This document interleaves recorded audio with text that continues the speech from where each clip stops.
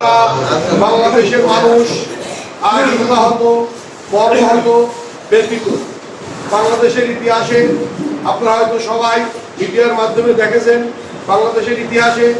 সর্বোচ্চ ভয়াবহ বিমান দুর্ঘটনা, যেটা আমাদের মাসুম বাচ্চাদের উপরে, এটা মাইলস্টোন কলেজ উত্তরা দিয়াবাড়ি, সেখানে বিমানটি দুর্ঘটনার কারণে 20 জন আহত হয়েছে, প্রায় 200 জন 20 জন নিহত হয়েছে আর 200 জন আহত হয়েছে। আমরা সেই পরিবারদের প্রতি আমরা গভীর সমবেদনা ও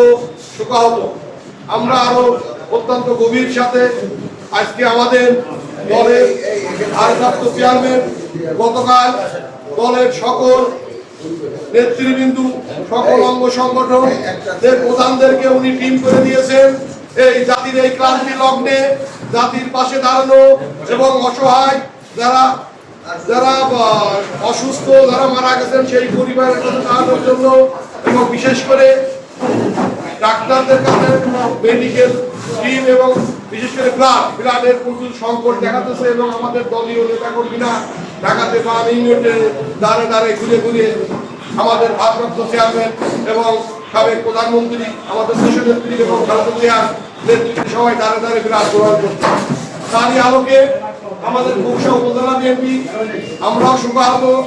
আমরাও সেই পরিবারের পাশে দাঁড়াতে যাচ্ছি। এই জন্য আমাদের খোকসা উপজেলা বিএনপির পক্ষ থেকে তাদের জন্য আমরা বিশেষ একটি শোক বার্তা আমরা প্রেরণ করতে চাই, এবং তাদের জন্য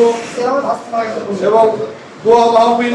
এবং আমরা ইতিমধ্যে media cell, print media, electric মিডিয়ার মাধ্যমে দেখতে পাচ্ছি আমাদের সাবেক শহীদ প্রেসিডেন্ট জিয়াউর রহমানের ভাতিজা, উনি ওই মাইলস্টোন কলেজের টিচার, উনি এখানে নিহত হয়েছেন, এবং তার জন্য আমরা এখানে আসলে গভীরভাবে মর্মাহত, আমরা ব্যথিত, এবং আমরা ওই শোকসন্ত পরিবারের জন্য মহান সৃষ্টিকর্তার কাছে দোয়া প্রার্থনা করা ছাড়া আসলে আমাদের আর কিছু উপায় নাই, এবং তাদের জন্য আমরা দোয়া করছি যেন আল্লাহ ওই শোকসন্ত পরিবার যেন তারা স্বাভাবিক জীবনে ফিরে আসতে পারে,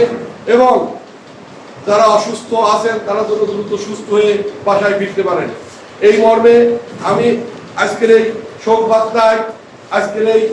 অনুষ্ঠানের প্রধান অতিথি খোকসা উপজেলা বিএনপির খোকসা মুক্তিযোদ্ধা চত্বর থেকে মোহাম্মদ হাফিজুল ইসলাম বকুল, বিটিভি নিউজ, খোকসা, কুষ্টিয়া।